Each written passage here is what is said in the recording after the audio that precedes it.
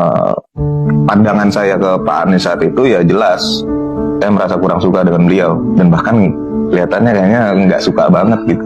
Nah, dulu pepatah pernah bilang jangan benci-benci banget sama orang, gitu. Nanti ketulah. Nah itu saya alamin.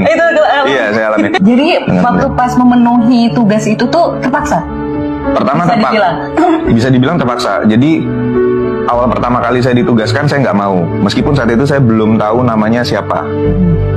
Lalu masuk usulan ada nama beliau, makin nggak mau saya makin nggak mau, dan waktu itu saya akhirnya memilih untuk, kalau boleh saya memilih untuk mendampingi Pak Sandi di lapangan ketimbang Pak Anies. Gitu. Tapi dari partai punya pertimbangan lain, saya tetap ditugaskan di Pak Anies. Kalau nggak salah saya sempat 3 kali nolak. Nah setelah 3 kali itu saya disampaikan bahwa kurang lebih begini, coba dulu, jalankan dulu. Memang saya bilang banyak anak muda di Gerindra, banyak anak muda, dan Gerindra punya tidar. Di tidar itu isinya anak muda semua, banyak yang punya pengalaman, banyak yang punya experience bagus. Kenapa harus saya? Bisa diberikan ke yang lain pilihannya gitu. Tapi mereka mungkin punya pertimbangan lain, pimpinan punya pertimbangan lain. Yang punya pengalaman memang banyak, tapi yang sering turun kurang lebih sedikit. Dan salah satunya kamu, tolong bantu gitu. Kalau memang nggak suka dengan tokohnya, nggak masalah.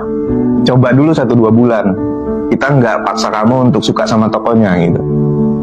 Kita nugasin kamu untuk tugas yang sudah jelas tugasnya, untuk mendampingi.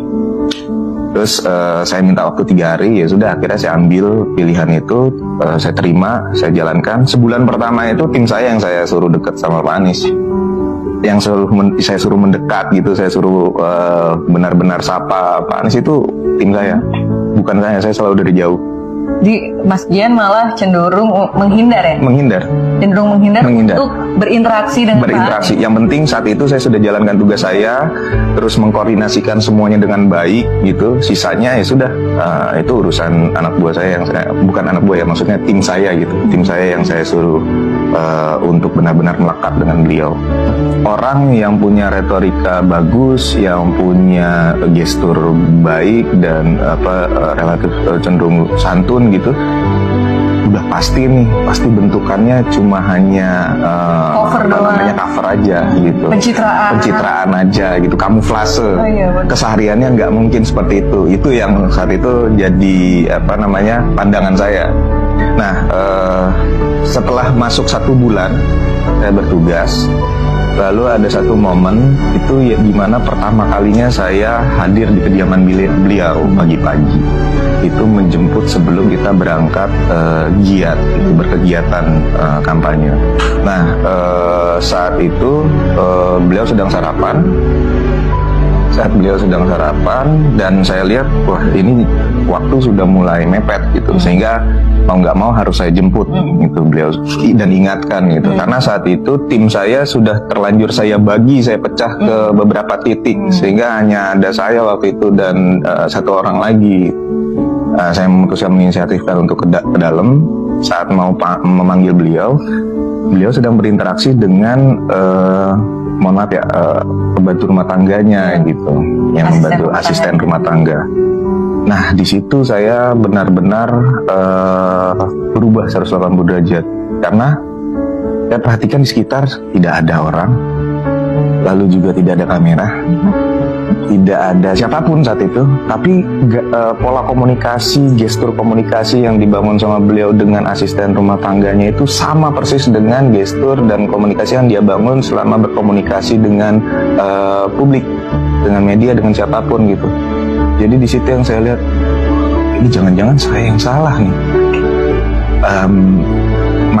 Makin penasaran gitu melihat beliau.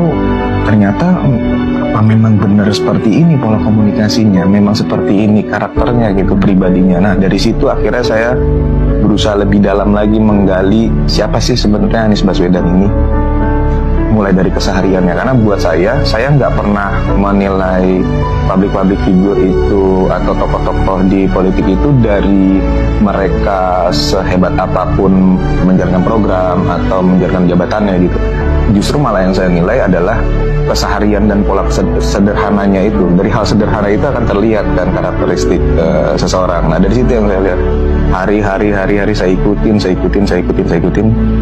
Ya akhirnya itu 180 derajat berubah menjadi tertarik dengan beliau dan sampai saat ini.